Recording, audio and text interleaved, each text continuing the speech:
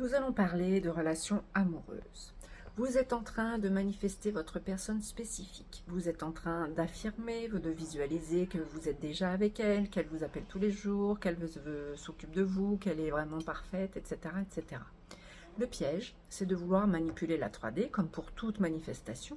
Et manipuler la 3D, ça veut dire quoi? Ça veut dire, je vais créer des actions calculées, c'est-à-dire que je vais lui dire ceci, je vais lui proposer cela, comme ça elle n'aura pas d'autre choix que de, et si je lui dis ça, elle va penser que, et si je lui propose ça, ou si je fais semblant de, et bien comme ça elle va réagir gna gna gna, et vous voyez un petit peu l'idée.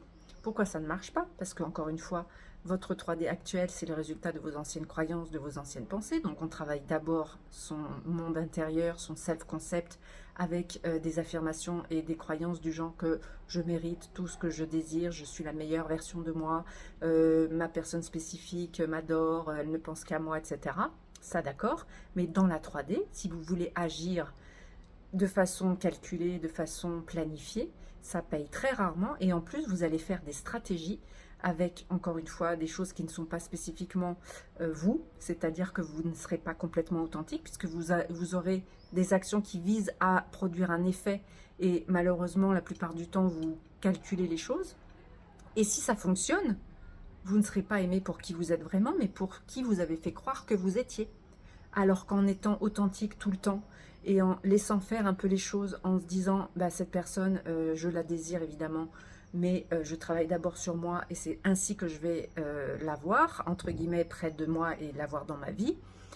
C'est beaucoup plus honnête vis-à-vis de vous-même, c'est beaucoup plus profitable, c'est-à-dire que là, si elle vient avec vous, c'est qu'elle vous aimera vraiment pour qui vous êtes, et ne commencez pas à lui faire croire que vous avez telle et telle valeur, que ça, vous êtes d'accord, alors que c'est pas le cas, que vous acceptez, je sais pas moi, qu'elle continue de voir son ex, alors que ça vous rend hyper jaloux, faut le dire ça, faut dire ça, pour moi, ce n'est pas possible.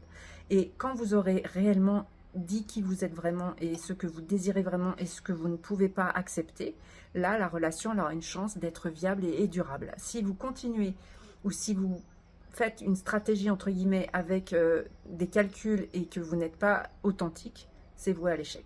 Je suis désolée de vous le dire. Ce n'est pas une question de morale, encore que ça, c'est chacun sa morale, il n'y a pas de souci avec ça. C'est une question juste que si vous n'êtes pas vraiment la personne que vous êtes en réalité, ça ne pourra pas durer. Parce qu'à un moment donné, le naturel revient au galop. Donc soyez authentique, dites ce que vous désirez, dites ce que vous ne désirez pas. Et ne faites pas d'action trop calculée avec une intention de obtenir quelque chose qui ne pourra pas durer de toute façon. Travaillez votre self-concept, ça c'est le principal. Travaillez votre estime de vous, travaillez qui vous avez envie d'être, travaillez vos croyances sur ce que vous pensez mériter en amour, travaillez le passé de votre famille là-dessus, travaillez votre propre passé, vos relations anciennes qui n'ont pas forcément été idéales, et essayez de changer vos croyances, vos pensées par rapport à ça, mais restez toujours vous-même parce que sinon vous ne serez pas aimé pour qui vous êtes. Et ça, c'est vraiment dommage. Bonne manifestation. Ciao.